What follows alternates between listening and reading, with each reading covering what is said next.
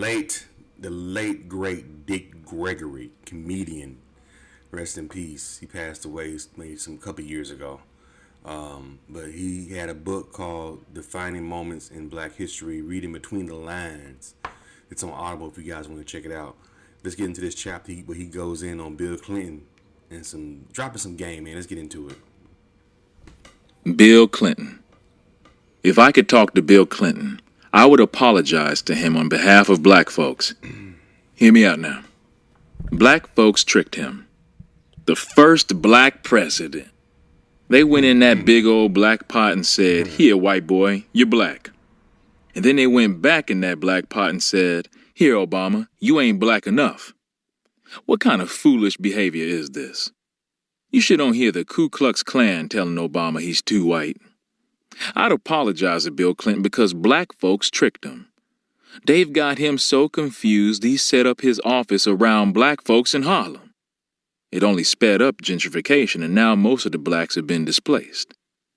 When he was young, one of my sons came to me crying. He said, "Daddy, my brothers and sisters are laughing at me." I said, "Why?" He said, "I built me a castle, and I make like it's my house. Do you see anything wrong with that?" I said, "How old are you, boy?" He said, 8 years old. I said, "Ain't nothing wrong with that until you start using it as your address."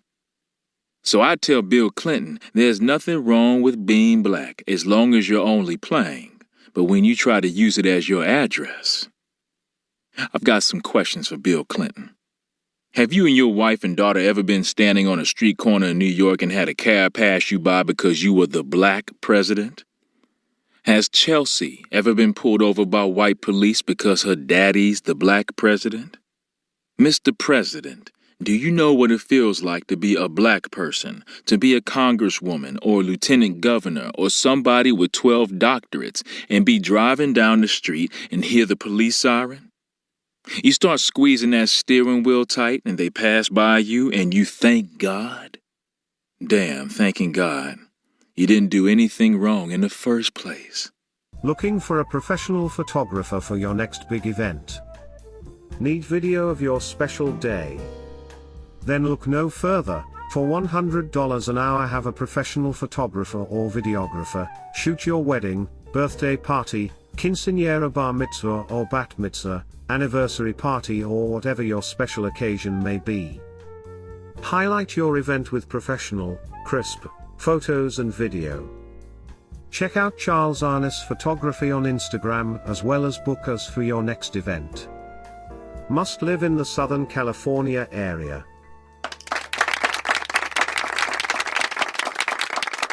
When you know what that feels like, then you're black. Until then, that's what this is about. Now look at some things Bill Clinton did and ask yourself if this sounds like somebody who ought to be called the first black president. Black folks should have seen it coming back in 1992, but we didn't. He ran for president that year. He wanted to prove he was tough on crime. Like I said before, anytime you hear the phrase tough on crime substitutes blacks for crime, and you get what's really going on.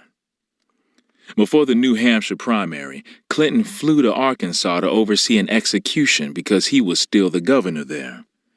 The black man they were executing was named Ricky Ray Rector. This is how pitiful Rector was. On the last day of his life, when they gave him his last meal, he asked if they could save his dessert for him until the next morning. Okay? That poor brother had the mind of a child, but that didn't stop them from killing him. And when it was over, Clinton said, "No one can say I'm soft on crime." But we hadn't seen anything yet. That fall, he was elected president, and his war on black folks really got started then.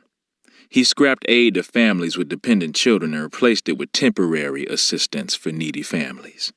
The key word there is temporary, because suddenly there was a 5-year lifetime limit on welfare and food stamps, and if you were ever caught with so much as an ounce of weed, you wouldn't get a dime.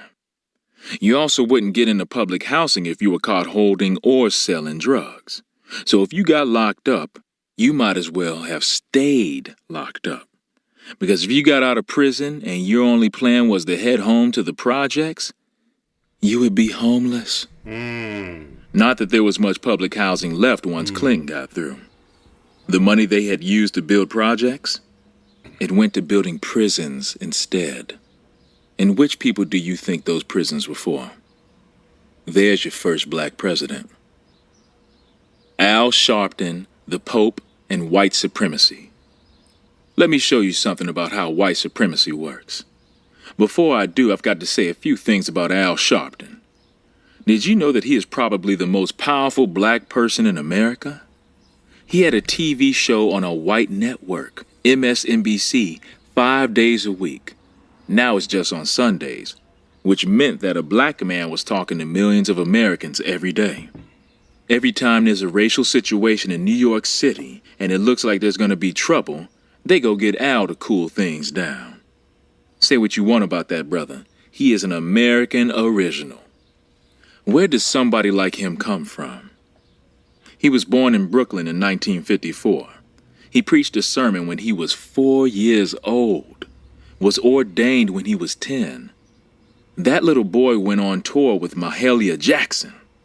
When he wasn't but 15, in 1969, Jesse Jackson named him youth director of Operation Breadbasket, and in 18, he was youth director of Shirley Chisholm's campaign.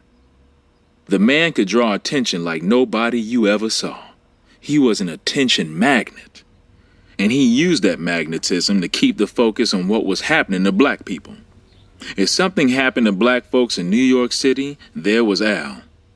In 1986, when 3 black men were assaulted in Howard Beach, Queens, and one of them got killed when he was chased into the path of a car, there was Al, leading a march through Howard Beach, making sure everybody was aware of the case until New York Governor Mario Cuomo appointed a special prosecutor.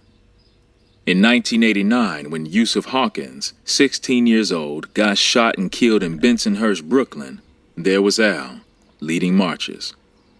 In the 1990s, when Gavin Cato and Amadou Diallo were killed, there was Al. Some people didn't like the way Al did things, but he called attention to injustices that wouldn't have gotten as much notice otherwise. And in doing that, he became prominent nationally. He ran for the U.S. Senate from New York in 1992, and maybe he didn't win, but let me tell you, a lot of people voted for that dude. Hit the thumbs up button, the thumbs up button. This is really good, guys. And now he's in front of millions of TV viewers. A lot of black folks have a problem with his hairstyle, but when something goes wrong, he's the first called. He's a powerful man. And he's a preacher. Now, wouldn't you think that if the Pope came through New York City, Al would be one of the people he'd see? Think again. When the Pope came to New York, the only black place he went to was Harlem, and Al wasn't invited. And all those crackers, including the mayor and all of the rest Al thought were friends, they went. David Dinkins, the first black mayor of New York, wasn't invited either. The Pope comes through in his Pope-mobile, hugging all those little white sick children, but when he went to Africa a month later, he didn't touch a black kid. So who is this guy? I'll tell you who he is. The latest representative of white supremacy.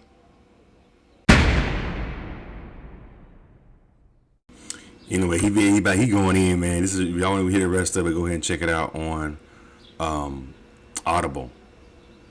Defining Moments in Black History, Reading Between the Lines, Dick Gregory. Really good book, man. I've always kind of said that about the Pope. The Pope always seemed like he didn't really care for black folks like that. You know what I'm saying? That's not, I've never really cared about, anything about the Pope. I felt like that was representative not for us. That was just for like European people. That's what I've always thought. Anyways, even when I was young, you know what I'm saying? Anyway, what do y'all think about this video? Leave your comments and subscribe to Charles and Israel. Hit that thumbs up button.